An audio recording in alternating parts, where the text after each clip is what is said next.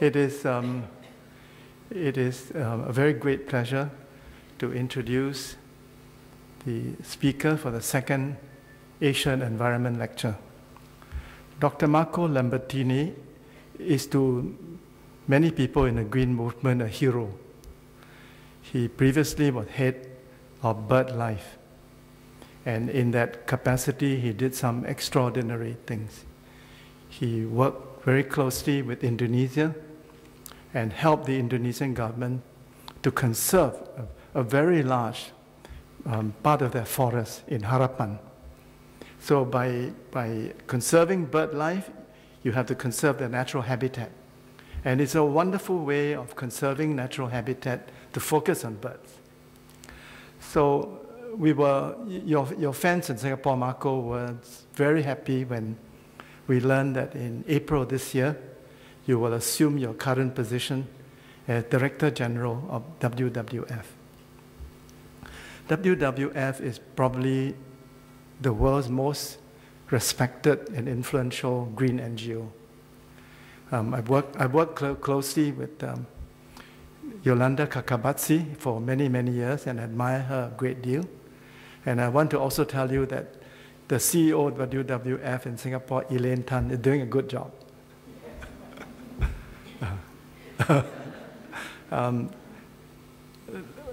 Without further ado, I would say we look forward with great anticipation to your lecture on a very important topic, the green economy. Will Asia embrace it? Marco, please.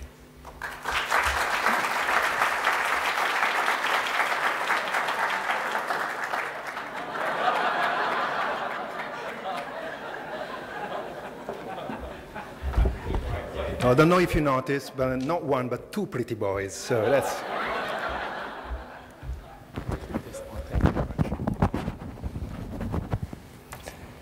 Yeah.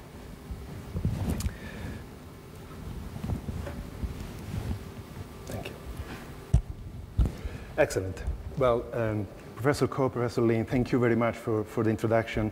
I'm humbled and privileged to be today giving you this second Asian environmental lecture. Distinguished guests, friends from the NGO community in Singapore, many of you I know, and particularly all of you guys, I see many of you below 30, because we are going to talk about green economy, but you are going to run it. So all of you, welcome tonight. Thank you very much for making the time to come to this lecture. When I was asked about the title, I had many ideas in mind, but I thought to go for a simple one, which is about the green economy, and particularly try to understand what it means and in an Asian context, what it takes to really embrace it. I'm going to start with a brief introduction on the state of the planet. We just launched our WWF Living Planet Report 2014. You may have heard about that, and you can actually refer to our website to download the document. I'm going to set the scene about Asia and then dive into green economy, what it means, the trends, the challenges, and some solutions stroke ideas, because I think green economy is still a concept in development very much. First of all, the basics. And the basics, and I know the audience is quite diverse, so I'm going to refer to some of the basic principles and concepts behind the green economy. The first one is that we are really completely nested into natural systems. Our life, our economy depends so much on nature. It depends on the services provided by nature, the air we breathe, the food we eat, the water we drink, but also the raw materials we use for our goods. Nature is not an abstract concept. Nature is something very tangible. Nature is about systems, and it's about systems that are made of billions of organisms spread across millions of species. These are the foundation of nature. These are the protagonists of nature. And when we talk about nature, ultimately, we talk about places that host ecosystems and ecosystems that host species. And the species that make ecosystem work, as I mentioned before, provide a huge array of services to us. Of course, they sustain life on Earth in the broader sense, but they're really producing all the critical elements that are really allowing us to prosper on the planet. And now, more than ever, we understand that. There's been, probably you're familiar, a fascinating report a few years ago that was really assessing the value, economic value of ecosystem services and biodiversity. And now I think we are in a position to understand very clearly the importance of these services. It's a major step forward because it has added to the nature conservation paradigm a completely new dimension. Before it was about spiritual, was about intrinsic value, was about scenic value, the way national parks were established years ago in the last century. And that was important and is still very important, but recently we have added a very important economic utilitarian dimension. In fact, survival. Conservation of nature today is as much about nature as about us. This state of the planet. We have launched this report which is not for the faint-hearted, I'm afraid. If you love nature, this report is going to break your heart, and if you are worried about the planet, this report is going to make you even more concerned. But at the same time, is also presenting some interesting seeds for hope, which I'm going to try to highlight today. This is the way we call the era, the geological era we live today. It's a new word. We entered the Holocene about 12,000 years ago. Now we are into an era that is completely shaped and dominated by one species on the planet. Some extraordinary calculations that has been made recently, I presented to you here. This is the biomass of living things on the planet when the Holocene started 12,000 years ago and today. And the balance, the quantity of biomass between human-induced, meaning humans and the animals that we breed for our own consumption, and wildlife, has completely reverted. We started counting as 0.1% of the total global biomass. Today, the estimation that wildlife is only 3%. And nitrogen is in the air that we breathe, but is also captured by the vegetal, by the plants on the planet, and transformed into a reactive molecule that is then substantial to green growth.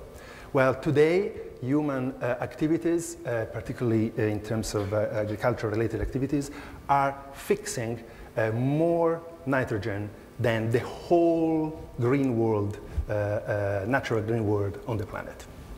So we are dominating systems and, as a consequence, producing a substantial impact. We have launched the report based on two main indexes. One is what we call the Living Planet Index. It's a measure of the state of wildlife as an indicator of sustainability. He collects information from about 10,000 populations monitored over time, spread across about 3,000 species, vertebrate species across the whole planet. And the result of this 2014 reports are staggering. That's what I meant by breaking your heart. The populations monitored, 10,000 over 3,000 species, show a decline, numerical decline, of 50% of individuals across this population, on average, globally. That means, in simple words, that in 40 years, we've lost half of the wildlife. And that fits with the figure that I presented before, with a massive decrease of wildlife biomass compared to a massive increase of human and domesticated animals. The decline is sharper in the tropics because impact in the tropics have been accelerating over the last 30 years dramatically, outsourced mainly by high-income economies in other latitudes of the world, and also because the tropics have an ecology much more fragile and susceptible to impact.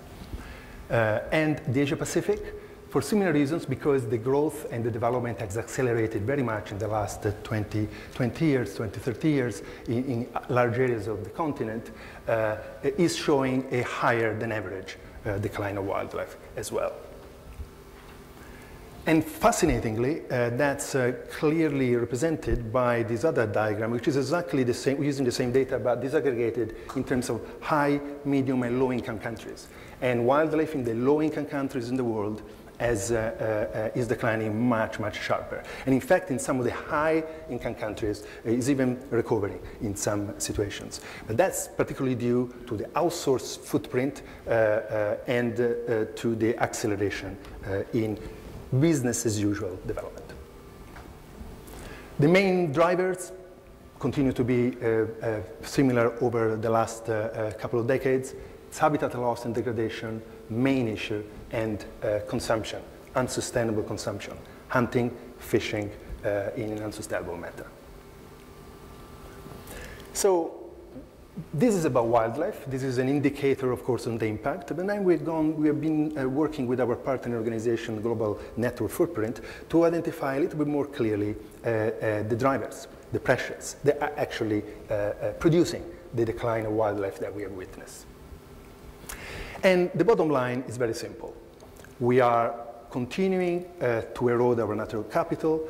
We are reducing the biocapacity on the planet, and as a consequence of that, we are living in an ecological deficit. Ecological deficit that started already decades ago and continued to deepen.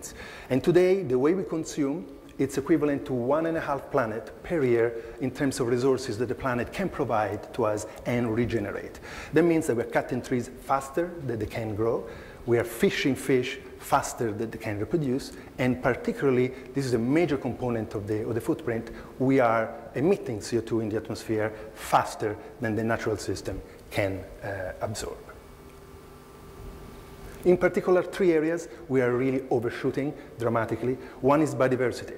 The impact on the natural system are producing a major biodiversity loss, more than 1,000 times faster than the normal extinction rate, plus, as I mentioned before, also in terms of actual population size.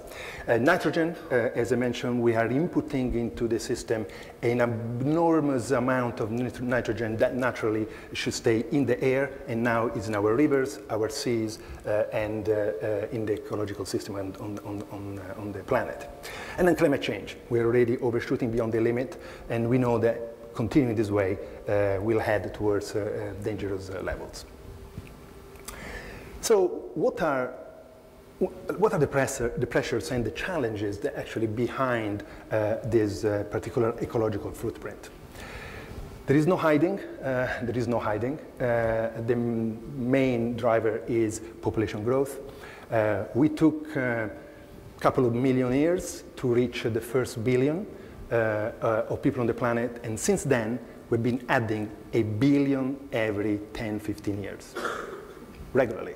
And we are still continuing to do so. And we are projected to do so at least until 2050, when potentially some models are beginning to indicate that actually the population will begin to stabilize, assuming that quality of life and some particular economic conditions spread in the least developed countries today. So this is problem number 1. Who is studying ecology here knows very well we're talking about population, carrying capacity, and habitat. This is we are overshooting the carrying capacity of the planet in terms of presence and number of people. That has been paralleled by a second major driver, which is the emission of carbon dioxide and other greenhouse gases, but particularly carbon dioxide. Steadily growing, parallel to the industrial development in the last few years, and on the historic date of May 9, 2013, we reached the 400 ppm in the atmosphere, a concentration that was never reached before in human history, and that is beginning to signal that we are heading towards a 2-degree increase of temperature by the end of the century if we are not changing direction. And particularly is the highest concentration possibly revealed in the last million years. So, fossil fuel, we're burning fossil fuel, and we're burning other storage of carbon on the planet, particularly tropical forest and forest in other regions of the world. These are 2 major contributions to emission related to our economic development in different ways. And then we are producing and consuming food in a way that's also not sustainable. In many ways, many of the practices are wasting a lot of opportunities to actually support the natural system, and overshooting again in terms of key components like water, but particularly also raw materials.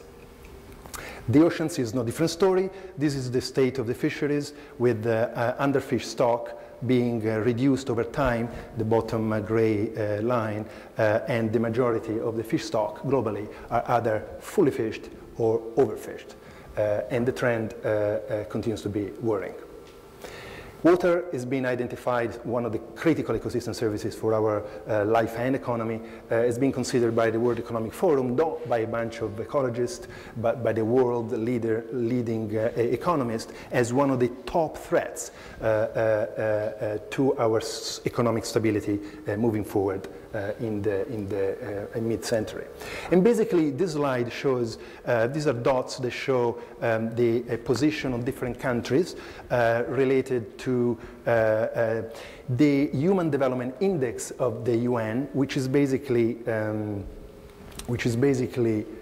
index that measures the quality of life and the state of the economy of different countries, versus the footprint that we calculated in the report. And as you can see, and this is where it's considered a kind of sustainable development quadrant, where human development is high, but footprint is low. This is where we should be, ideally. And this is the trend of the world. There's no country which is an exception, and of course, the high income, high developed, high human development index countries are at the top of the footprint, but the ones which are at the bottom are following a clear trajectory in that direction too. So we are still unable, we haven't found a way to decouple human development with ecological footprint. We seem to be trapped in a situation where, in order to improve our quality of life, we are destroying the very foundation of our quality of life at the same time. And so in the long term, this is a collision route towards a collapse of ecological systems and our own quality of life. There's going to be good news soon. Don't worry. I mean, you know, this is important stuff to know. But there will be not a fairy tale end, but definitely some hope. So Asia. Asia is a fascinating continent. It's a place that in the last 20 years has really reshaped the geopolitical order of the world. I think in a positive way, in terms of riding a massive wave of development, but at the same time embracing a massive challenge of innovation. And I think these two words, development and innovation, are going to be the key words that will bring at the end some positive messages to you. I don't need to talk about Asia to you. You know this very well, and all of you.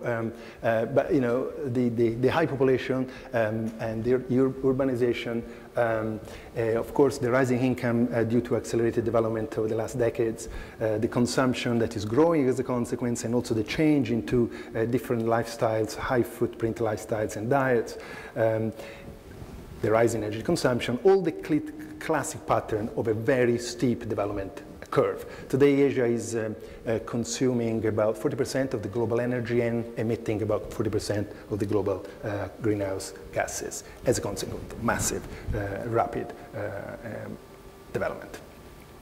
In population growth, this is broadly speaking the picture, and this is broadly speaking what it's going to look like by the end of the century. So we're going to add 3 more billion people, sorry, by the mid-century, 3 billion more people to the planet, and Asia will probably see another billion added to what you have already today. And today, of course, you're dominating the world population statistics. Then we come into some interesting trends, which is the middle class. So the economic development has produced a massive growth in middle classes because the population size of the continent. You are now beginning to dominate the middle class globally.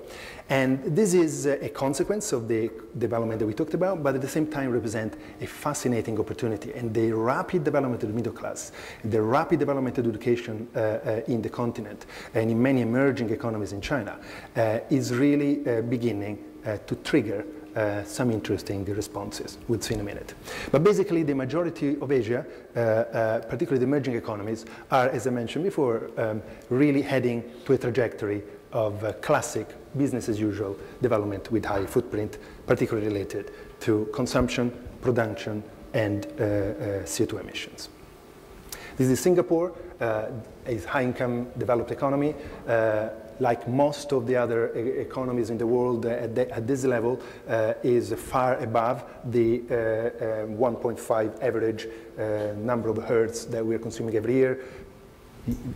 This is 4.1 for precision. And Indonesia, much less developed, but on a trajectory, is now reaching, has now already reached the point of break-even, below which, between the biocapacity of the country and the ecological footprint, so that from here on is beginning to actually encounter an ecological deficit as well. This is the Human Impact Index that assesses the presence of activities in Asia, the penetration of human activities in the Asia continent. As you can see, green is unspoiled, basically, and the rest turning red is intense presence, and shows the level of intervention. And looking at other issues like freshwater, some of the most important freshwater basins in the world under stress are in the continent. And then we're talking about green economy. And this is where, in an interesting way, Asia, with the recent development and the massive footprint connected to the development, is actually beginning to lead the way in many respects. The concept of green economy is still developing, but it's pretty simple in its foundation. It's really about, first of all, recognize the ecological limits in which we are living, and put that in practice in terms of behaviors, decisions, and utilization of innovation technology, and basically combine commitment on one hand and ingenuity on the other to really tackle this single issue, which is we have to begin to live within the boundaries of one planet. Of course, green economy is invoked by many. Many governments ask for plans, but it's not necessarily clear to everyone. And actually, we're still, I think, discovering what really makes a green economy work. And this has really been a relatively recent concept that is being developed. But we'll look into some details now. And first of all, we're not just talking about adopting a green economy. The most challenging part is transitioning from our economy to an economy which is based on different foundations. And that transition is the one where every economist involved in sustainable development today is looking at. How can we transition our economy from where we are today to where we want to be tomorrow? And what the transition means in terms of political willingness needed to support it, in terms of social system needed to absorb the inevitable disruption that will create, and economic stability that should be guaranteed and maintained during the transition. For WWF, our strategy that has evolved over time, we started, with fluffy pandas, and we ended up talking about green economy. I mean, this is a bit of an evolution, and it's a necessary evolution because we continue to focus on species and places, biodiversity and ecosystems, because these, as I mentioned before, are the foundation. But we have to understand, we have understood, and we are really moving the organization towards addressing the drivers and the pressures on this ecosystem, on the species. And so we're increasingly organizing our work around, yes, preserving the natural capital, absolutely critical, but also looking at the real key drivers that are actually driving the picture that I presented before. And these are difficult. These are difficult. Consumption and production, already quite complicated. It requires a very strong interface with the private business. It requires a very strong interface with the consumer world. It requires asking people to make choices, sacrifices sometimes, and taking bold action. But that's okay. I think we've seen some progress. We'll see in a minute more, and we're comfortable with that. Then we move into investment. And investment is a major driver of habitat loss, major. And we don't even see it. It's something that goes from computer to computer, from company boards and bank boards or in every corner of the world, impacting multiple ways, different regions and countries. Is an invisible, powerful driver of habitat and unsustainable development. That's difficult, even more difficult than production and consumption, but critical. Then we go to the real difficult part, which is governance. Because investment, production, consumption are not operating in abstract, they are operating in a regulatory market and environment, and the governance, the good governance, from top to down, from local level to national to international, it's really the non-comfort zone where we are beginning to engage, but equally extremely important. The clean economy in Asia is to some extent a response to the, I think a response to the economic risk that is beginning to appear to the eyes of many investors, companies, and governments. Such a fast development has actually created such a strong imbalance in many regions of the continent that businesses and people on the ground and governments are beginning to realize that actually this is beginning to hit and affect productivity, social stability, and therefore economic stability too. And it's not strange that it is a response because we are responsive normally. Humans are responding to issues. We are not great in looking much forward. But the good thing is that because the development in Asia has been so accelerated, then the response is actually beginning to appear much, much faster than in other regions of the world.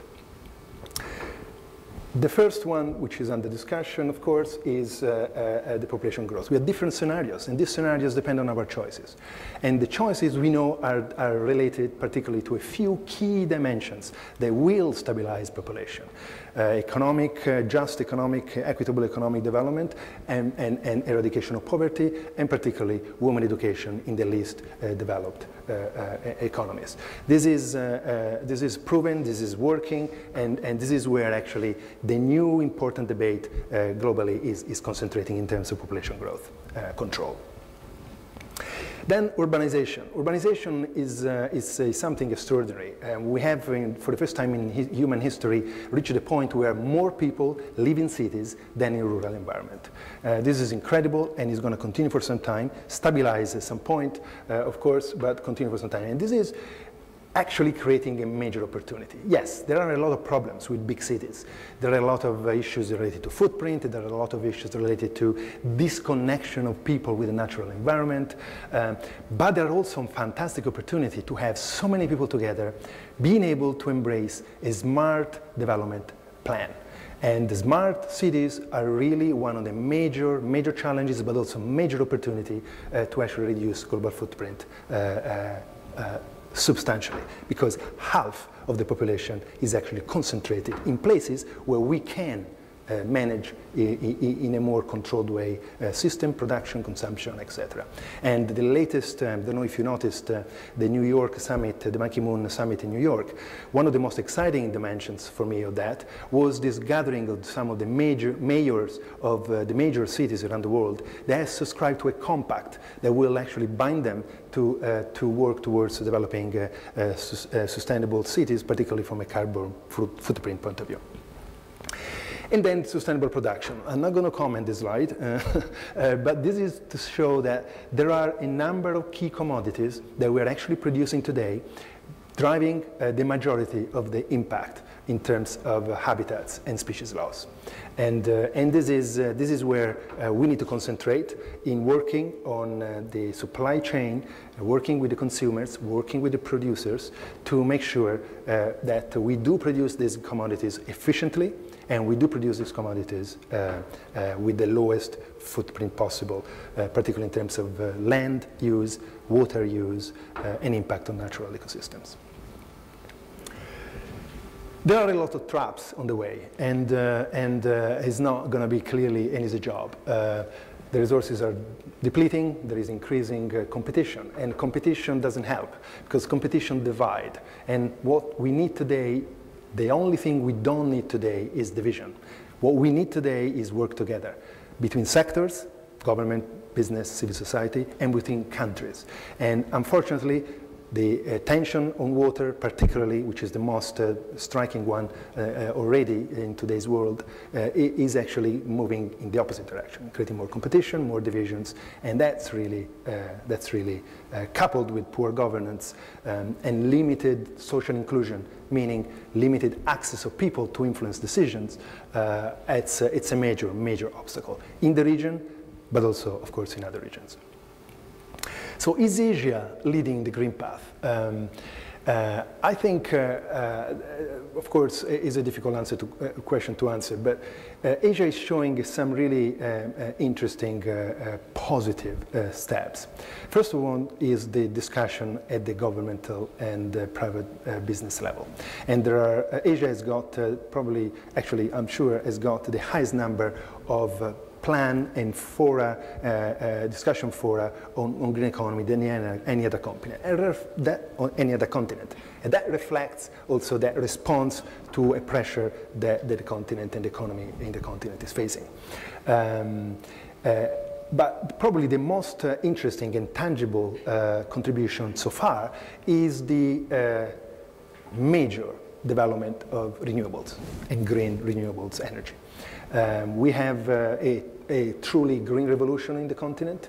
We have 3 countries already leading the world efforts in particularly solar and wind, China, India, and Japan. We have Indonesia discussing really serious and at-scale plans to actually utilize their amazing geothermal resources to move into a renewable agenda. And excitingly, even new banks like the BRIC banks or the China and some of the biggest sovereign funds as well are beginning to shift their attention from fossil fuels to renewables. And thanks to China, thanks to India, thanks to Japan, and thanks to the increase in utilization of solar panel, prices are falling. And that's beginning to create an avalanche effect that is going to make solar panels, particularly, and other renewables available more widely and more accessible. However, there is still a lot of development going on. And in parallel of this major investment in renewables, there's still a lot of coal being burned, and there is a lot of fossil fuel dependency.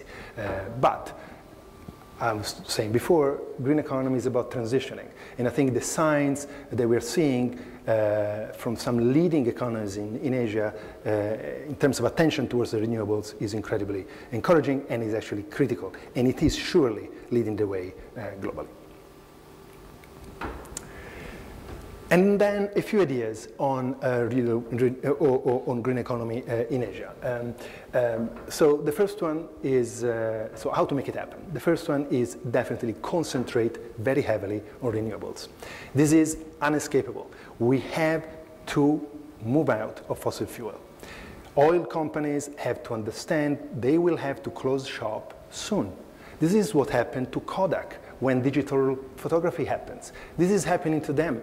And they need to understand that they have to begin to transition to renewables because their wave of innovation will hit them very soon. And of course, if we can convince the oil companies to begin to invest and redirect, there will be a massive shift of resources. $1 trillion is given every year to subsidies to fossil fuel consumption, exploration, and extraction by governments. And $1.5 trillion is put into the same sector by private investors. Now imagine if that contribution, those subsidies, will be shifted towards renewables. This is happening already to some extent, and gradually. We need to accelerate, and we need to really be clear about this as being the top priority, not just for climate change, but in terms of reshaping completely the production system of our economy. Sustainable cities, I mentioned before, great opportunity to really increase efficiency, particularly in terms of low carbon development in major metropolis around the world, and also work on consumption, addressing the consumers in these cities. Intra-regional trade, this is expanding globally, we're all interconnected.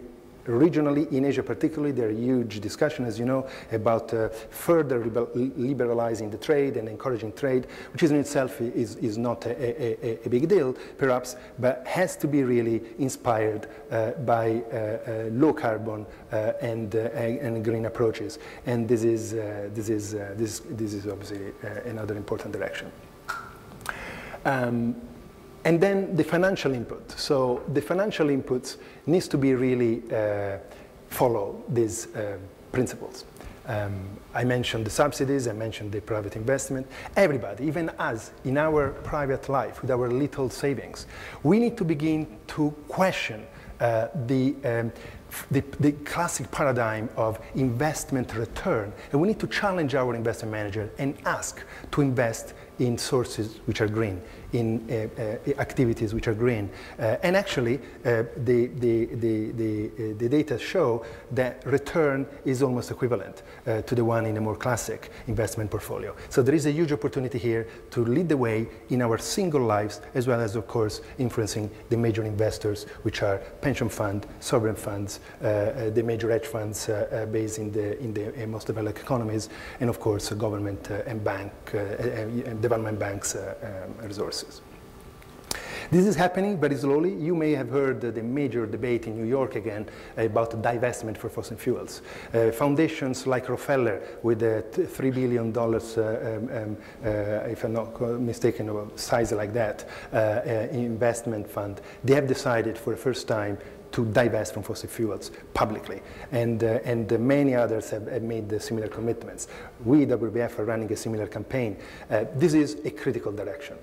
Finance needs to follow a green economy in terms of supporting it through investment.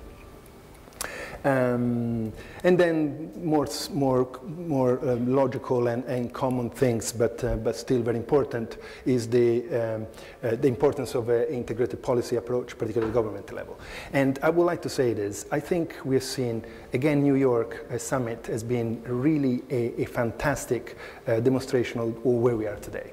We've seen civil society taking the street. We've seen 500,000 people in New York and probably 5 million all over the world taking the street, asking for shifting out, moving out, and phasing out quickly our carbon-dependent economy. We've seen businesses like, including some really complicated businesses, and we've seen even palm oil, large conglomerate palm oil companies, and pulp and paper companies, making commitment to zero deforestation in a very short period of time, making bold commitment for reducing CO2 emissions. We've seen all that from the civil society at the business level. We haven't seen yet that leadership at the government level. And I think this is when this integrated policy intervention, where governments need to begin to connect and get their act together across departments within the government, but more importantly, needs to really abandon this idea of a nation-state approach to global challenges. A global challenge cannot be addressed by country positioning. I know, this is the way we work. We're tribal, we look at our own community as the center of the universe. This is in our genes, in our DNA. But we have to really understand that in order to face a global challenge, we have to come together. And I will dream of the day when a UNFCCC final negotiation, high-level segment, would have head of states of the government around the table and no name of countries in front of them. Because they have to sit at the table and think globally, because otherwise we're not getting out of this. Good news is the government and this is their job, and it's a difficult job, need to balance different pressures. And so it is actually up to us as civil society, and up to the business to really encourage and exert pressure on the government to really make that shift, psychological and practical. Singapore specifically is also an interesting example. Of course, your situation is very specific. I mean, you're an island state, you have very limited land. You've done a lot of things in terms of maintaining a balance with the natural environment. You keep nature very close to you in the city and outside. And the awareness at the population level has grown dramatically. There is no doubt about that over the time. And your green plan is really ambitious. And I was particularly excited by hearing that recently the government has actually embraced a solar power plan for the city. And that's really important, because no matter what the impact of the country, let's say in objective terms, is globally, I think the signals that you are sending by developing a green economy type of direction in the country is very important. But I have to say that despite you being a small population in a small piece of land, you have two critical contributions that I think are very significant at an Asian and global level. The first one, of course, is consumption and production. You are a high level income country with high level of consumption. And I think consumption is critical. In the bigger picture, as we've seen, and your contribution can be substantial, particularly at the Asian level. The second dimension, which is more important, is that you are a major investment hub. And talking about the challenge of shifting investment towards a green direction, this is where you, with your banks, with your sovereign fund, with your influence over the markets, can really make a huge difference. This is probably the single most critical contribution that Singapore could make to green economy globally. And I'm heading towards the end with a couple of considerations as well. So there are also some, I'm afraid, deep obstacles in achieving this set of ideas, this shifting towards a green economy. The first one is we continue to look at nature with ambivalence. Despite being a dominant species, we continue to look at nature with a mix of attraction, because we've been living in nature 99.99% of our natural history. We've been embedded in nature. We need nature. We take plants in our apartments. We take cats or dogs as a surrogate of wildlife to stroke when we have a bit of a bad day. You know, we need nature. But on the other hand, we also continue to see nature as dangerous, as an enemy, as something to conquer, despite being so dominant today. We have to win over this complex. We have to really embrace a concept of harmony with nature that is still not there, particularly in our instinctive reaction. We have to also come to terms with the fact that we are not living in a limitless planet. Oh no, everybody knows it intellectually, or many do, but the majority don't really feel it. And we don't behave every day like if we had a one planet with clear limits. It's like if you have in your pocket $20 and you enter a restaurant that you know will cost you a bill of $500. We don't do that. But we do that when we actually decide how to exploit the resources of the planet, because we know that the planet is limited, but we go in with an approach as if it was unlimited. Then we are a reactive species, and that's again in our genes. We are an animal species that has evolved, like most of the animals, to respond to stimulations. We look, this is the way we gather, this is the way we hunt, and we look at the problem and then we respond. We need to see in order to be able to do something. And actually, this is probably what gives me more hope than anything else, because we are beginning to see it. And we are beginning, more importantly, to feel it.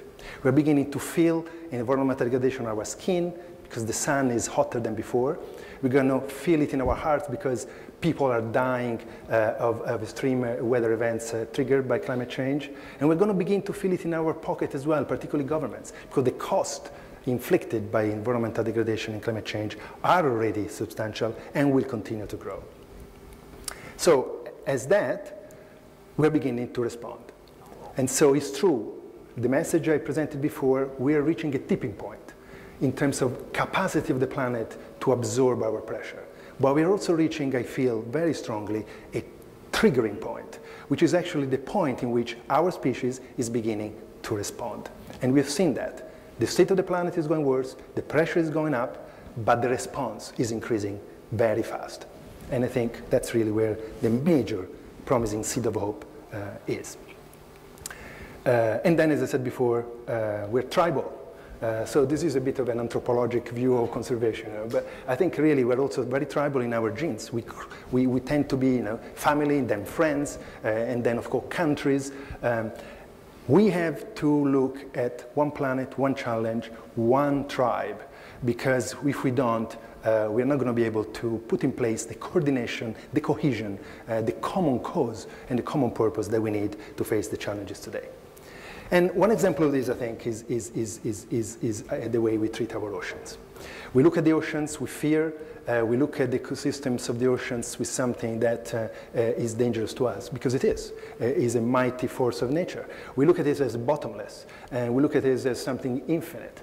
We look at the horizon in the open sea, and it seems that the oceans will go on forever. Now, I'm going to show you a picture that I think and I hope will stick in your mind, because this is something that definitely impressed me when the US Geological Survey showed me this image. So imagine all the oceans of the world put together in terms of volume of water, and imagine to compare it with the volume of Earth. Make the exercise in your mind. How the two would compare, a ball of blue and the ball of Earth without water. That's how it looks. This is how the ocean altogether compared to the landmass of the whole globe of Earth. So this is just to make a simple point. Ecosystems and nature are, yes, resilient, but they're also very fragile. And compared to the pressure that we're putting on today on the natural systems, we have to really begin to accept the fact that the future of the planet, to many extent, is in our hands. But let's not be fooled, because the planet will go on, and nature will go on. It's us that actually are more in danger of suffering serious consequences. And I think these two dimensions, understanding that there is an opportunity to continue to live in and build a prosperous future for ourselves, and there is an opportunity to develop a path that actually it is within the one planet limits. And because we are feeling that by not doing that, we are suffering consequences, and we're beginning to feel it directly, I think these two components are going to be really the triggers of a change dramatically. And sorry, I wanted to mention this because I was at the, well, I wasn't actually, I missed it and was so devastated because I love seafood. But you had this wonderful idea of a sustainable seafood festival, WBF and other organizations here in Singapore. And as you know, consumption can be changed. We have been pleading for the issue of the shark depletion for many years, and now we're beginning to see a change. We're beginning to see drastic change in many areas of our consumption. It can be done, and there's so many examples around the world, locally, regionally, nationally, that actually demonstrate that consumption can change, sustainable production can be put in place, and I'll be happy to talk more about this during the question and answer session. Basically, this is the option. Either we continue to move up in consuming more resources, or we stabilize at one planet. It's as simple as that. Of course, it's not simple, but the principle is very simple. We have one planet, and we have to make the most of it, preserving its natural capital. And I found this on the newspaper coming from, this is a dating agency that is using a panda as a lonely kind of, are you lonely? Dial the dating agency, you'll find a mate. That's the message. Well, the message for me was more, we cannot do this together. We cannot do this in isolation. And actually, I'm being provocative here by saying, even WWF, the panda here, cannot do it alone. We have to build partnership, and I think my vision for the organization is really, because of our brand, because of our penetration and access, is to really become more of a catalyst for the private sector, the government, and the civil society to come together and really work on sustainable solutions, because we have to work together, and this is the critical to do. And of course, we can work together. Now, I'm not sure what what kind of person was the one who gave the macaque a mobile. I think he probably lost it in a Japanese onsen, and the macaque found it afterwards. But this was actually the winner of the wildlife photography competition this year in London. And it's extraordinary, isn't it? I think he's probably dialing somebody. But this is to say that actually coming together is now easier and more exciting than ever because of the digital space that we have created. And as WWF, we are super excited by the ambition of building a movement for nature and people of 100, 200, 500, 1 billion people that actually can come together and begin to exert together the pressure and that support that I think we need to move forward. And at the end, I'm not sure if this works, but I love this clip. No, it doesn't work. Technical support.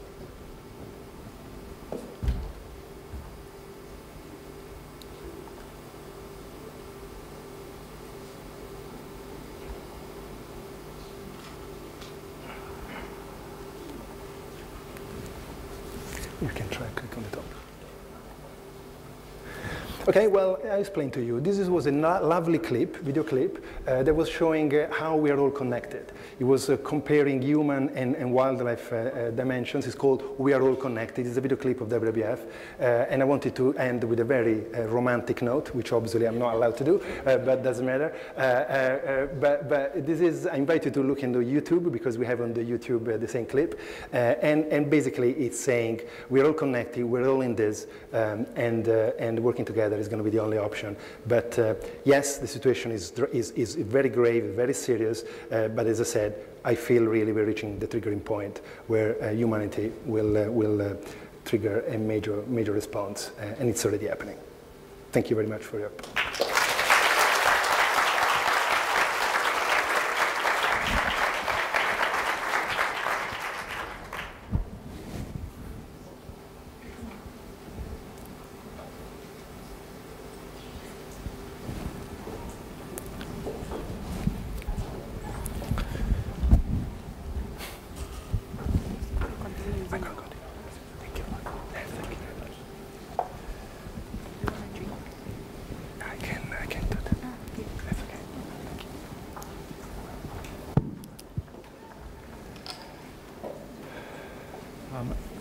On all your behalves, I would like to thank Marco for a very, very interesting lecture.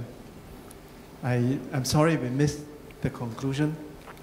Marco is an Italian, even though you are against mentioning nationalities and tribes.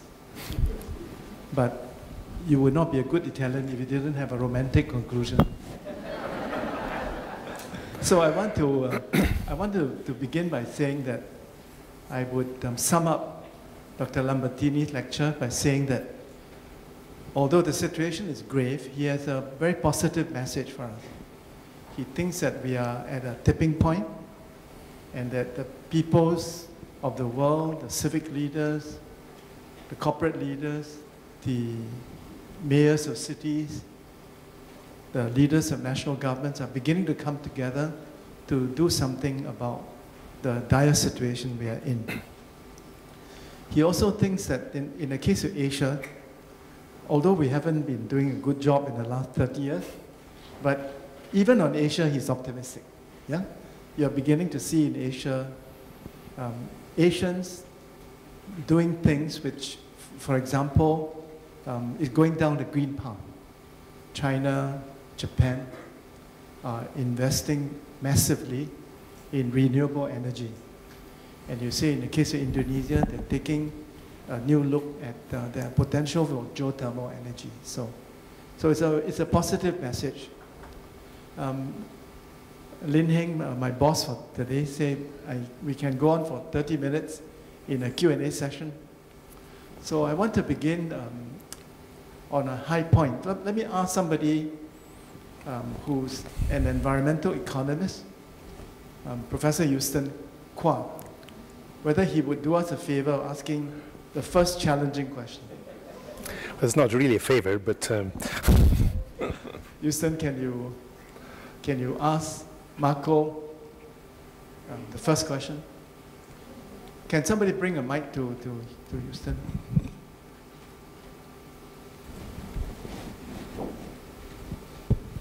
Thank you, Mr. Chairman, and thank you, Dr. Lambertini. I found your talk informative, insightful, and there's very little I would disagree with a lot of things that you say here.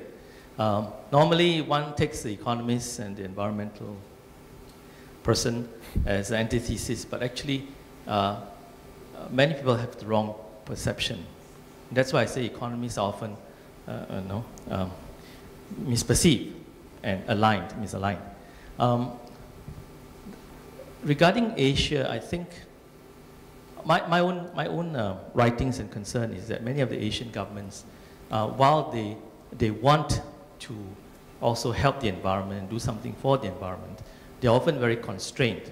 They're constrained because of their situation and their differential priorities, say between the poor Asian countries compared to the richer advanced countries, whose concern of the latter is more about the quality of life.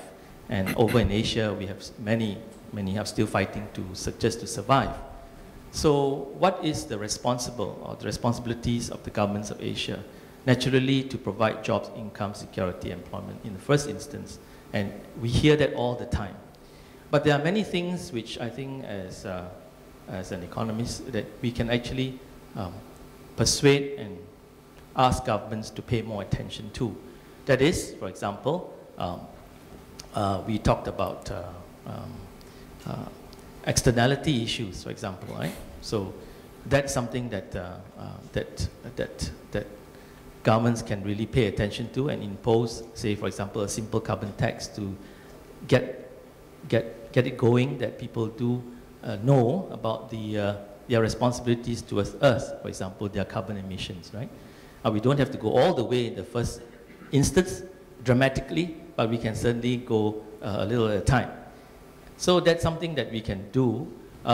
You talked about many things, but one of the things I think you look at Asia, you take away the fuel subsidies and all these things, right? You create havoc. There's unrest in Indonesia, Malaysia, and so on and so forth. And it's very hard to actually to take that away. And so that's a so-called endowment effect also in behavioral economics. So I think it's not easy, because ultimately people do care about costs and their usual environment, and they care about their income employment first.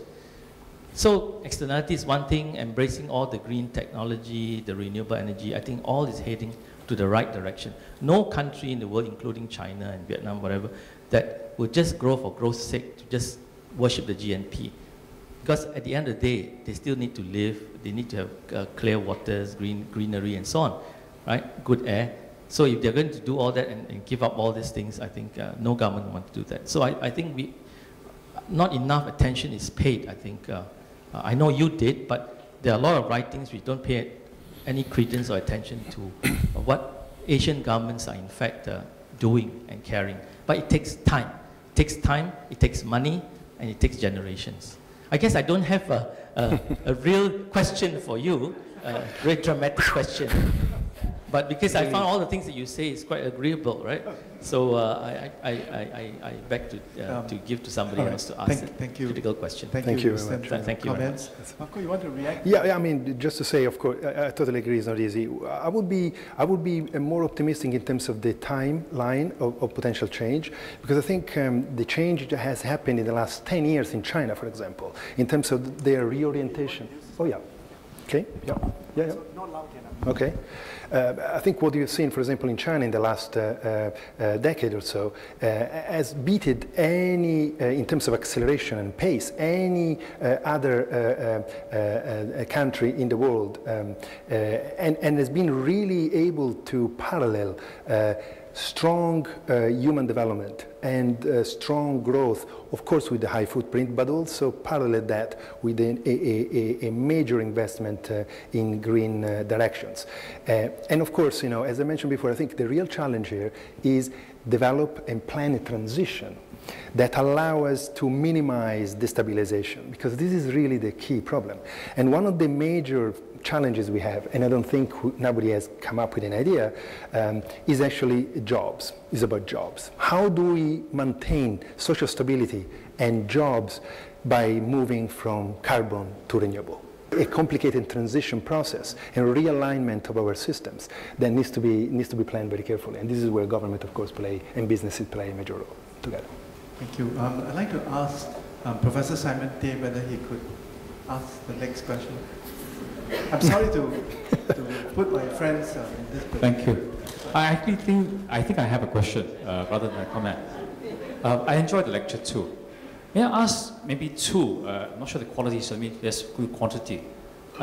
First, on the idea of the green economy, I agree with much of what you said, but I still hesitate how different it is from the older idea of sustainable development. Obviously, it may have more appeal for economists and business people because of the word economy is there. But the concepts of bringing economic growth together with environmental concerns and social dimension were already the three pillars of sustainable development. So how different is this idea? The second, and much more specific, is we are now facing an issue which deals with, I think, the green economy.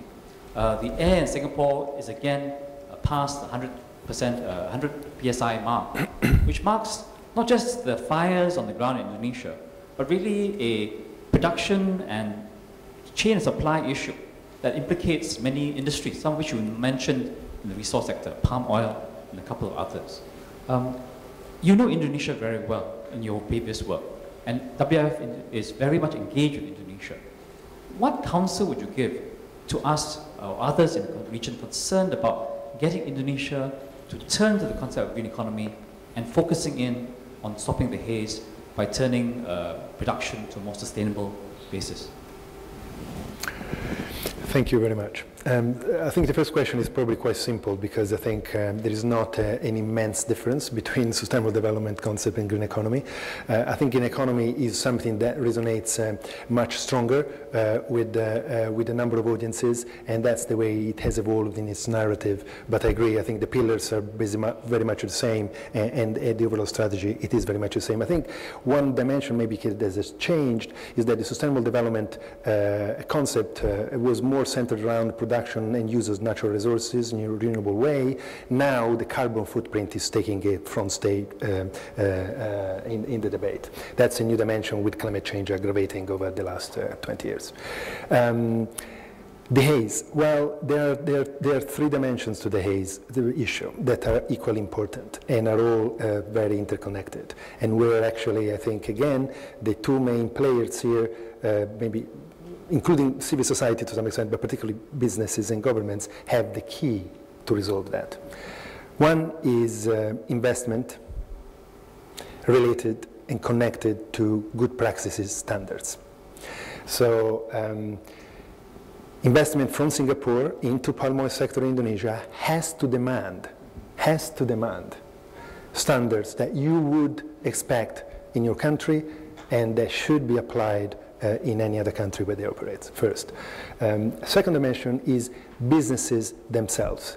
They should voluntarily apply those standards without waiting for government or investors to really put up regulatory or systems. And thirdly, governance.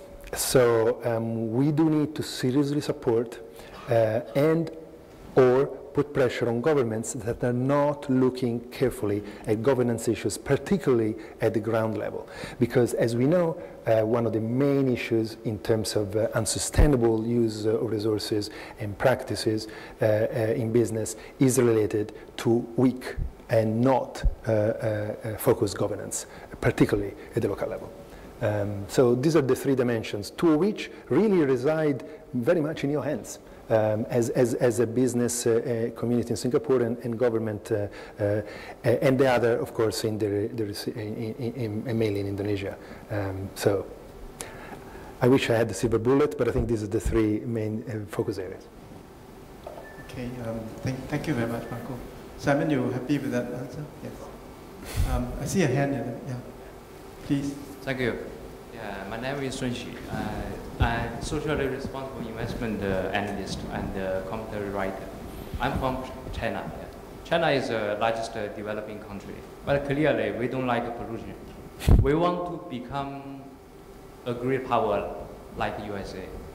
However, in reality, USA is the only country which rejects to sign the Kyoto Protocols. We want to become a garden country like Singapore. However, in reality, Singapore has a quite high carbon footprint per capita. We want to learn carbon emission trading scheme from Australia. However, unfortunately, Australia just decided to abandon such scheme. So now we are starting to doubt whether green economy is just a good concept. Is it really feasible for developing countries such as China? So I guess your question to Marco is, what is the role model for China? Yeah. Since United States, Yeah. Singapore, Australia are not role model. What's may I answer the question? Yes, please. Yes. I would, Very happy. I would say look to Germany as a role model. Why do I say Germany?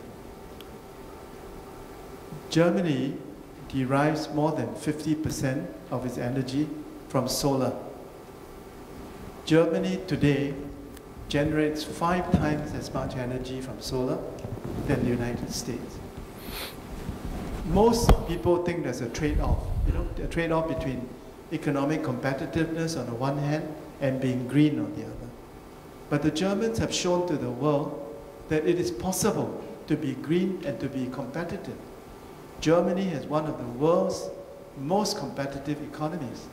It is, after China, the second largest exporter in the world, So if you ask me, is there a role model for China? I would say, look to Germany as a role model. And Germany, actually Singapore should look to Germany as a model. Because Germany has much less sunshine than Singapore. And Germany has shown that solar power is commercially viable and competitive. So, Marco, you want to add to that? I think you did a great job. I just want to say that I really, I hope that through my presentation it came clear that I really commend the pace and the bravery of the Chinese government in dealing with some serious issues connected to your very fast growth. And on top of that, you may want to look at Germany as a role model, but I would love to see you actually putting pressure on the US, on the EU, on Australia, on Canada, because you are actually now leading the way compared to what these countries are thinking of doing. And the great opportunity to do that is next year, 2 critical appointments. The first one is the climate agreement in Paris. We cannot fail again, because if we fail again, instead of 500,000 people on the street, you're going to have 500 million people on the street. And we cannot afford that. We need Paris to work. We need a climate agreement which is ambitious and collective. The second one is the Sustainable Development Goals. This is a major investment tool that the world is coming around every number of years to decide how to support development in the planet to the least developed countries. And the Millennium Development Goals did magic for health and poverty alleviation, we know that. And we're talking about $1 trillion investment and more. Sustainable Development Goals next year, and they're called Sustainable Development Goals not by chance, they have the great opportunity to embed green economy concept, environment, into all the goals, from health to poverty alleviation to economy, because the environment is playing a role in all these dimensions. And right now, the targets and the draft goals are really reflecting that. So we're very excited. So if we can get a climate agreement in Paris and good integrated environmental development sustainable goals next year, I think that the triggering point become real. Thank you. Another question, please. Yes. Hi. I have a question about biodiversity. And finally. Great, great. Okay, so I'm imagining you could probably eventually convince people that they should care about clean water and the climate and clean air because it affects them directly. You know, convince the average Singaporean on the street or a politician or a businessman. But how do you get them to care about some random species of moth off in Borneo or a fungus or a random rat or something? And what's to prevent us having a world where we solve all these problems in 100 years, but we have these simplified landscapes when we've lost a lot of the biodiversity? I think, to me, they could be decoupled. So what's to encourage people to care about biodiversity specifically? Thank you, and I hope you got a clear message also about the fact that we need to concentrate on biodiversity because it's the foundation of all ecosystem productivity, so that's very clear to us as a very top priority. I think tactically, we're talking about tactics here and social marketing almost. WWF has been always using iconic species to use them as a proxies for the broader biodiversity. It's quite tough to get people excited for a moth in the middle of Borneo that doesn't even have a name. I am very excited, but I'm a bit of a rare breed. But I think using iconic species, that helps. Species that are keystone species that actually help then protect broader biodiversity. And the other dimension is to focus on ecosystems. So tropical forests, coral reefs, this is the way that from a communication perspective is beginning to resonate very strongly with the public and is beginning to really trigger a response that the single individual obscure species cannot really do. So tactically, I think these two are powerful approaches. So I guess the WWF strategy is to use charismatic species of animal to convey the message. Huh? Yes, and we have a panda instead of a moth in the logo for that reason. Yeah. You made a reference to coral reefs. Huh? One of the world's leading authorities on coral reefs is here. I don't know whether Professor Cho, you want to ask a question or? This is a payback for something. This is a revenge moment. Yes, especially in the last 5 years, there's this movement looking into the blue economy, and many countries in East Asia are really embracing it. But when I look at the concept of what they think blue economy is, somehow it is very different from our concept of green economy. And they're looking at blue economy as something that there's another big environmental dimension out there ready for exploitation. And I think somehow if we're looking at biodiversity, the marine resources, especially in the face of blue economy, because blue economy just does not embrace sustainability at all. And that, I think, is going to be a very big challenge. Just to say, you will be pleased to know that we are preparing a Blue Living Planet report. So it will be a Living Planet report focused entirely on the oceans. Yes. Blue Living Planet. Yes. Very good. Another question from the audience. Yes, please. Hi, I'm JESSEN from National Parks Board. I'd just like to ask you, most of the developed economies, during their industrialization stage, they do make use a lot of cheap fossil fuel like coal. So will it be a bit unfair to judge developing countries today in their use of coal as a source of fuel? And another question is, can you propose an alternate source of renewable energy that's as efficient, or rather that's as easily transportable and reliable as our fossil fuel? Thank you. So absolutely, it is totally unfair to criticize, but it's critical what happens and why coal is so cheap and why oil is cheap compared to many other sources today. It's because it's highly subsidized. Highly subsidized. There are subsidies going into fossil fuel all over the place. There are government regulations that are protecting these businesses because until now there's been the fuel of development, and until now they've been source of employment. We need to change the paradigm. So it's not a question of criticizing, it's a question of really changing the focus. In terms of what renewables could actually happen, could actually make the difference, it all depends on country by country. But of course, we're talking about the most developed one right now is wind and solar, with a greater potential, clearly. But there are new ideas, new technology coming up, and who knows, there could be some really revolutionary new finding on a number of other renewable opportunities. One dimension which is very exciting, again, in order to reconnect human development and green economy, is, we were talking actually today at the table about that, is, for example, the plan of ADB of dispersing micro renewable energy sources in rural areas in developing countries. This is powerful, and this is also reaching, as I said before, the important connection between quality of life, development quality of life, and decarbonization of the society. So plans like this are possible, are happening already to some extent. They could be scaled up, and that will make a major contribution in a number of countries that are beginning to develop, and to give them the opportunity to develop in a different way. Can I pursue you on this? Because I think the question he asked is a very important question, and I often hear this from my Indian colleagues. Coal is the cheapest source of energy because coal is plentiful and relatively accessible. My Indian friends will say, you, the advanced countries, had in the earlier phase of your economic development done a lot of harm to the environment. But as a result of which you now achieved the status you are in of a developed, advanced economy.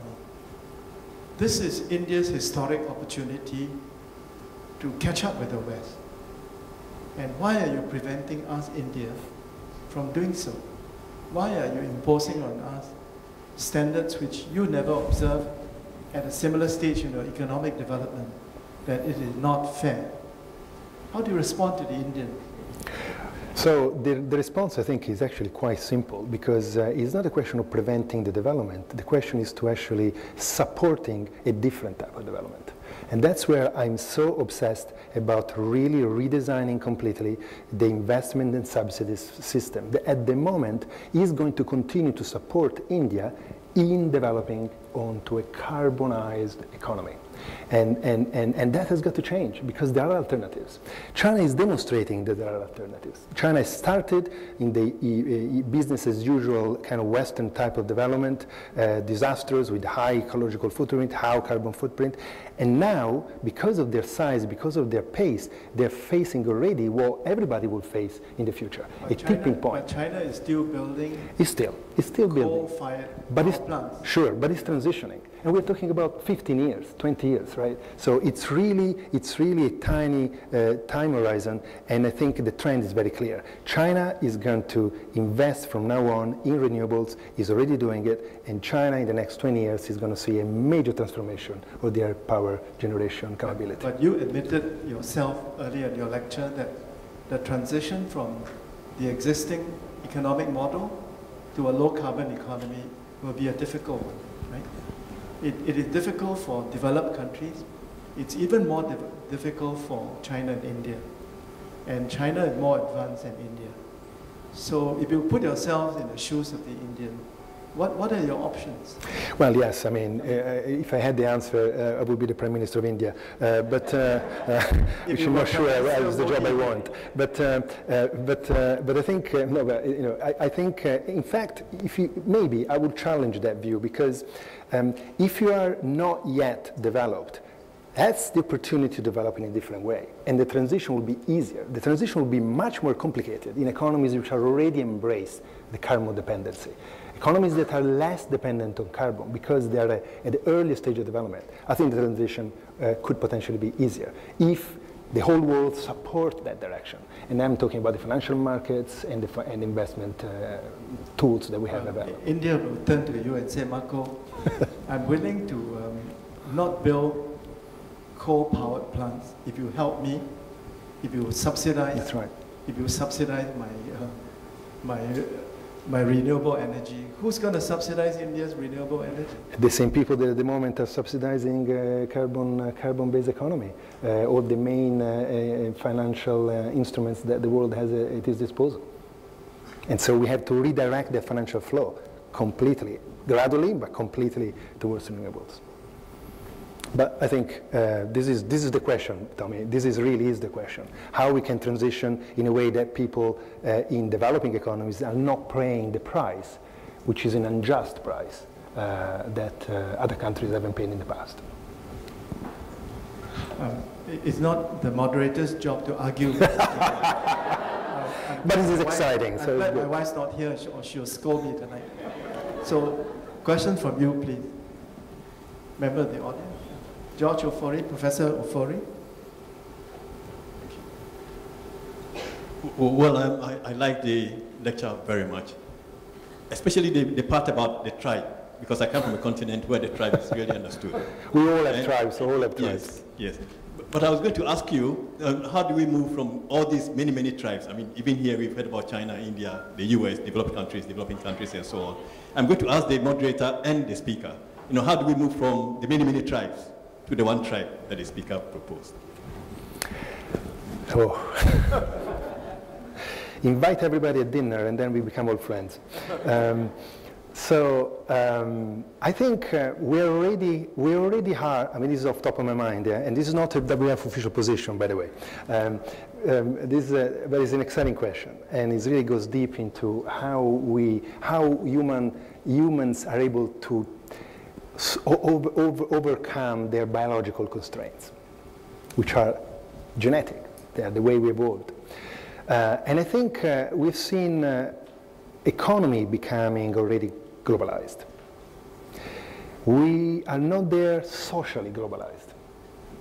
And that's really the challenge. But I really believe, I mean, I'm looking at young generations. I'm actually talking a lot to teenagers. I love speaking to young people. And my son is 13, so he's already a teenager, big way. You can sense from a young generation there is already a collective view of the world, which is so different from our generation. Nationality is not an issue anymore. It's not a label. You can talk to people on the other side of the planet through Skype and so many other WeChat and WhatsApp and all this stuff, Facebook. And so that really is going to completely revolutionize the social relationship of human race in many different ways. Some quite dark and complicated, like family stabilities, but because the family concept is challenged by that. But on the other hand, it's going to connect dramatically, and that's what I think we need. We need, after an economic globalization, we need really social globalization, and that will help. How fast? I think quite fast, because it's happening already, and the digital space is getting so sophisticated. So that also gives me some interesting. I think I must argue with Marco. He doesn't like Facebook. But the reality is that we still live in a world of nation states. Sure. The reality is that there's a disconnect actually between the way in which the world is organized politically, which is into sovereign states, and the fact that we have a global economy, we live in one planet, we are so interconnected by the internet and other ways. There is a deficit of global governance. Sure, sure. And even when you produce a national leader like President Obama, who's globally minded, he cannot carry his own legislature with him. The United States Congress does not support him, So, and of course there are many other national leaders that are not globally minded, because they feel they are elected by their own people, they're not elected by the world. Prime Minister Modi has to deliver for the Indian people. So to him, creating jobs for the Indian, creating a manufacturing sector, bringing India's growth rate to 7+%, these are his domestic imperatives. If he doesn't achieve these imperatives, he wouldn't win the next election. So there is a disconnect, I think, between the globalization of the world and the way in which we are organized politically. And I just don't see Any simple solution? No, of course there isn't. And I mean, I mentioned this myself in the presentation. I totally agree. We are not definitely arguing on this. But I also believe in the power of people and the mobilization. And we've seen that. I mean, what happens in North Africa, in the Arab world a couple of years ago was dramatic. And I think if we can create a global movement, and it will happen, it will become to happen, then governments will begin to think in a different way, I hope. And, but, you know. Marco, in your lecture, you referred to Singapore, and you posed 2 challenges to our Singaporeans. Huh? Could you elaborate on these 2 challenges? You said 2 challenges. One is to consumption. For Singapore to make a contribution to the changing the existing paradigm of production and consumption. And you are too oriental, you know, not clear. Could you be more Occidental and be clearer? What do you have in mind? And secondly, you said that we are a major financial hub, and it would be a good thing if our financial services industry were to embrace sustainable development in their loan policy. Well, Elaine will tell you that it's not so easy. I've written to the Singapore Bank, just an example, you know, to encourage them all to join the RSPO, the Roundtable on Sustainable Palm Oil. Because a lot of the financing for palm oil plantation come from here. So if I can encourage the financial institutions in Singapore to be green, you know, in their loan policy, then as you say, half the battle is won. But I've so far not been very successful. So Marco, please elaborate. What are your challenges for Singapore? So first of all, I mean, it is not easy, and we know that. But nevertheless, I think, and that's why you frame it right, these are challenges, not just for Singapore, for many other countries, but we're in Singapore, and I think particularly for Singapore, really getting their businesses and the businesses that operates outside, and we made the example of the haze, to apply strong standards with high sustainability and environmental safeguards embedded in it. And equally developing and maybe piloting some investment models which are equally embedding strong environmental safeguards in it. And as a consequence, also bringing together the people of Singapore to support those investments, and those new different investments, and those new different models of production, so that even consumption becomes more sustainable. That's how you square the circle. Easy to say, difficult to do. But I think, you know, I believe in small steps and avalanche effects, and I think it would be great to find a bank, or maybe to begin to have a fraction of the Temasek investment to begin to work in that way, and show that it's possible, and actually it's not detrimental to profit and revenues. We have many students in the room. I'd like to ask the students to ask some questions. Yes, please. Hi, Esther, right? Yes. Esther. Hi, I'm not a student. I just want to share from the business perspective. Thanks very much, Dr. Lambertini, for the very enlightening lecture. I'm representing City Developments Limited, and we are probably the greenest developer. We started our green journey since 1995, before nobody really talked about climate change at that time, about 20 years ago. The journey was very lonely then. In recent years, there have been stronger pickup, you know, more higher awareness of climate change and environmental issues. But I would say that the journey is still very lonely. And we would like to have more partners, especially investors and consumers, most importantly.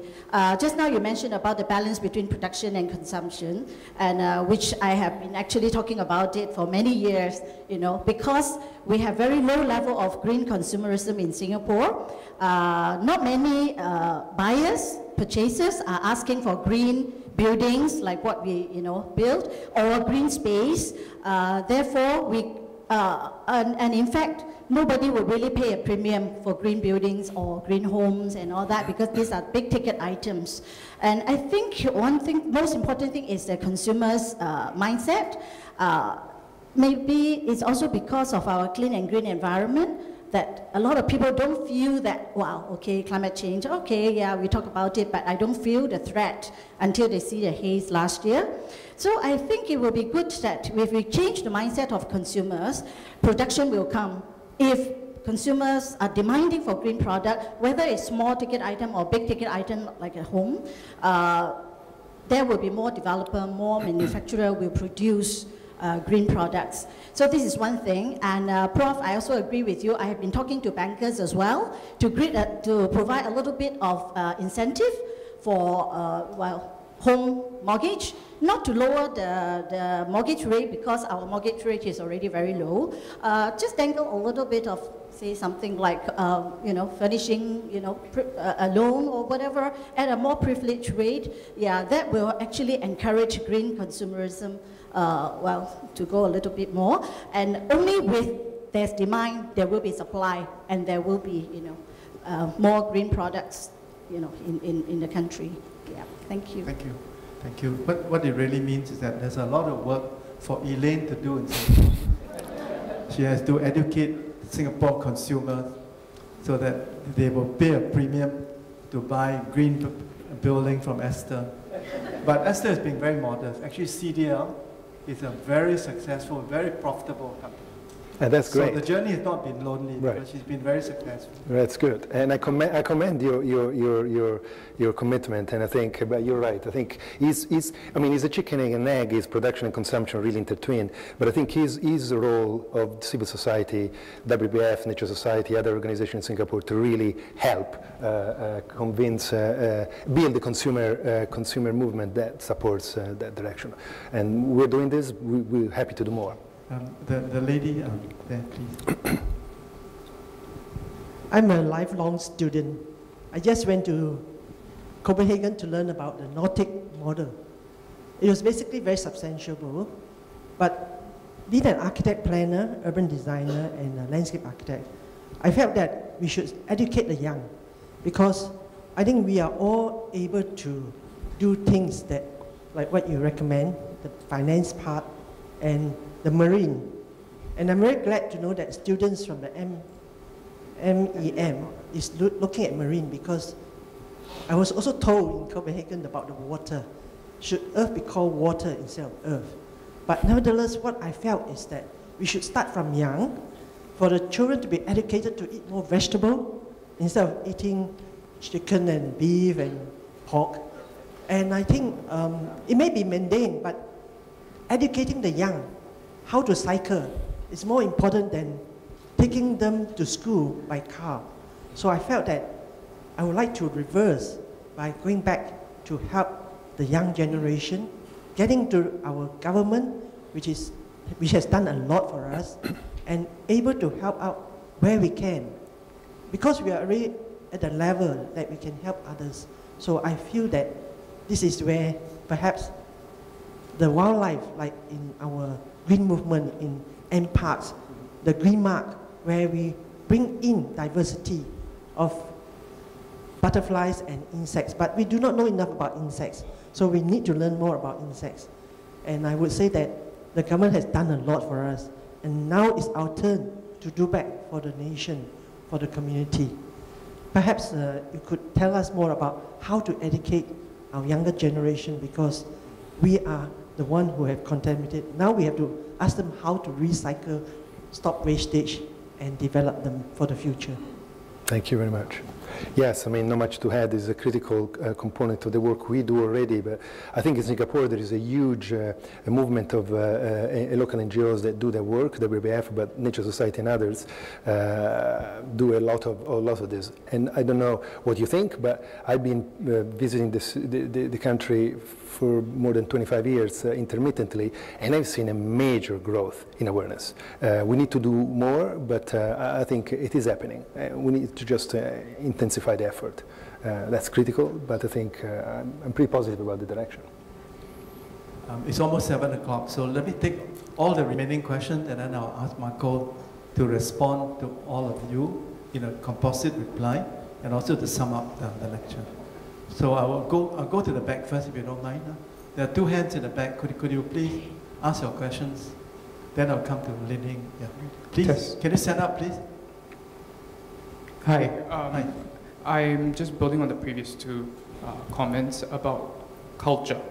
I realized that a lot of mindsets the word mindset was mentioned multiple times, and It's something that needs to change, obviously.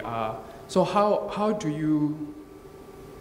would you say we should change a culture of to turn it towards a green economy apart from instilling draconian laws? Okay. Thank you. Thank you. Good question. How do you change the mindset? The one behind, yeah. Hi, I'm a student. I'm 17. My name is Yifeng, and I volunteer with NParks regularly as a tour guide. So I found the lecture very interesting, and I found the Q&A session very interesting as well. And I learned like a lot of different information, and I saw a lot of different perspectives. So my question is, what do I do now? Like, sorry, say again. What do I do now? What do I do? What do you do now? What role do you think the youth can play in this very big arena? What role can you play? Yeah, very good. Thank you. Okay. Yes. There's another hand here. Hi, I agree with this lady in front here who says that we should educate the young, but are there systematic plans to educate the rich? The rich who are the ones who... The rich. A lot of the rich people miss the environmental education, right? A lot of the problems now are caused by the rich. Are there systematic plans to educate the rich? Thank you. I think the rich feel they don't need to be educated. Prof. Lai. Oh, sorry, that's one more student at the back. Could we hear from the student first? Yes, actually, I'm not a student, I just graduated from NUS. I'm Aris, and I have a concern regarding... Can you stand up so we can see you? I have a concern regarding educating the public, because I feel that members of the public, especially in Singapore, are so used to convenience, then that's a hurdle for them developing this biophilia for maybe donating to the charities that with cause for conservation, or maybe, for instance, for the new train line that's starting across the central reserves. I think there's a plan for this new train line, and it may cut through the reserves, but Singaporeans don't really, for this added convenience, it's going to cause, it may cause detriment to the current state of our forests in Singapore. So I feel like because of this, Singaporeans are so satisfied with their own lives, they don't really want to spare a thought about the state of the environmental degradation in the world. So how do you propose we reach this and let them get out of their comfort zone, because it's not comfortable for people. Okay. Anyway. Thank you. Thank you. Thank you. Prof. Lai, last question. I just think that the focus really, in the end, is on education, right? From the children to the adults to the rich. But my question is also in relation to education. I think that our government servants need to be educated on the environment. Because, and here, when we talk, Marco, you mentioned that we need to remove the different states, you know, the nation states concept when countries negotiate. I also feel that the different sectors of the government need to work together and look at the challenges and the problems that lie before them. And why do I say this? I give a specific example. Hybrid cars, for example. We are not, it's a failure in Singapore. Very few people buy hybrid cars. Why? Because the incentives are inadequate to make them attractive. The environmental economists will say, I'm sure they can work out the figures, that, you know, if the government were to subsidize hybrid cars and make them attractive, there will be more benefits to the environment. But I would disagree with that. I think that hybrid car is not as successful in Singapore as in the United States, for example, not only because the tax incentive here is not as big as that in America, but because the public attitude towards the environment in Singapore is not as enlightened as that in America. Exactly. So it comes down. I disagree with that. Comes down to people's individual values, preferences. Yes, but it is a fact that the tax incentives are not attractive. See, and the reason I'm linking this to government departments is that people always blame the NEA, but it's the Ministry of Finance that decides the tax incentives. So the question is, you know, do they understand there's a need to tweak the incentives? And this is just an example, but there are other ways. I think that governments can play a role in influencing the consumption patterns of citizens. So my question, therefore, for Marco is, how do you see this, implementable, for governments? Thank you. But maybe, Marco, if I may say something, huh? I think those of us in the environmental movement need to be more humble and modest. I think we shouldn't use the word educate, because it's too arrogant. I mean, you're putting yourself on a high position, and you're treating others as people in need of enlightenment. So I think don't use the word educate. When you talk about educating the government, there'll be pushback against you. People are not going to be receptive if you appear to be arrogant and self-righteous. So I think we need to be humble, modest, respectful, and persuasive. Marco, do you agree? Totally, totally. Now I'm going to become the chair. Next question. Well, why don't you keep going and answer all the questions? I mean, that's... Are there any more questions? I think maybe time to conclude this. The last time Marco and I met, I gave him a copy of Professor Liu Tan's book, The Encyclopedia of Singapore Biodiversity. And I told him earlier today that if he did a good job today, I will give him another book. I think all of you will agree that he did a good job, right?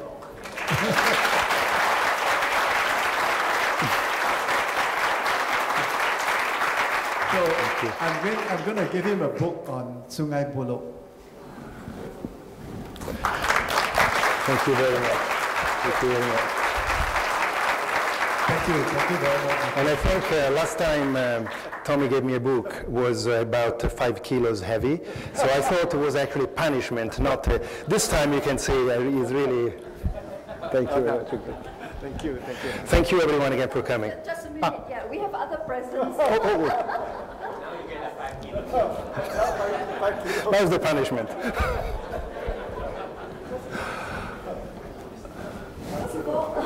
Oh dear. Marco, thank you so very much. We have a lot of presents for you, but first of all, this one is a Peranakan plate. Suitably engraved, so you remember this lecture. And as I told you in the car, who are the Peranakans, And so we know that you're traveling to Indonesia, so we might just send beautiful. So it's actually specially commissioned by... I've got to be careful, this is probably... Here we go. Thank you very much. Thank you. Fantastic. There is even a bird on it. It is a bird, yes.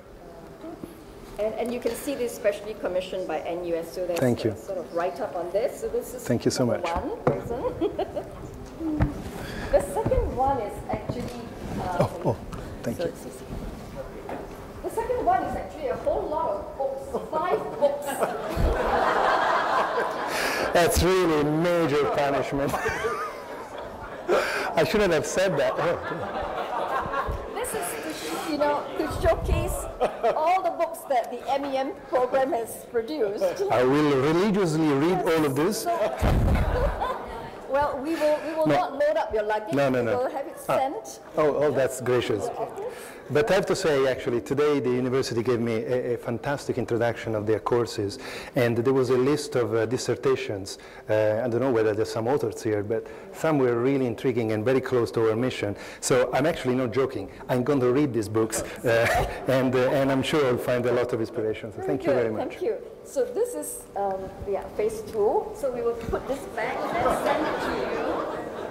The third gift. Another present. Okay. It's a book on the Malayan tiger. Just last week, there was a special feature on the very highly endangered Malayan tiger. Apparently, there are 3,500 tigers left worldwide, and only about 300 or less than that in the Malayan jungles. And this is a book to focus on the tiger, and we need to know, perhaps I should have asked this question, how WWF is going to help the tiger conservation. So we have a program called Tigers Alive, and the target is double the number of tigers by, Hélène, 2020. So watch that space. I'll ask you for further and better particulars. Thank you very much. So this is the gift. And then, okay. Thank you. Yes, and I also have the same book for Professor Tom.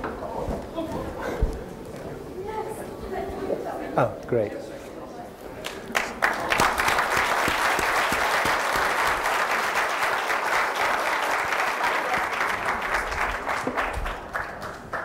Thank you.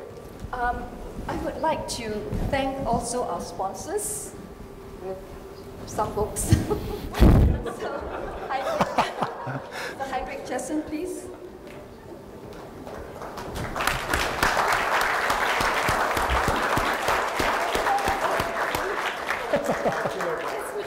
That's the one, that's the one. And also the book on tigers, it's also for you. And actually, we would also like to give you the whole set of that. So we will send that to your office. Thanks again so very much. Thank you very much, thank you. So if anybody is short of bedtime readings, come and see Eric and I. We've got something to show you. So thanks again. Thank you, ma'am. Thank you very much. The co-hosts, thank you very, very much. Thank you. I think we all agree that it has been a very fruitful evening, and we've learned a lot, and we have to keep on thinking how to address these challenges. Thank you. Thank you. Thank you very much again.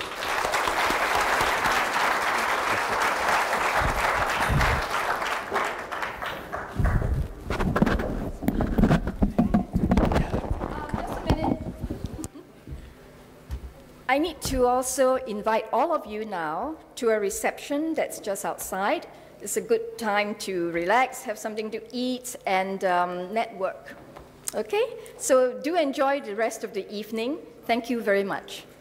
And let's, just a minute, wait for the next Asia Environment Lecture, which will be around about the same time next year. And please take our brochures, etc. We welcome new students in our MEM and the Bachelor's in Environmental Studies programs. And of course, if you have money or you know people with money to donate, please let us know. We need scholarships. Thank you. Good night.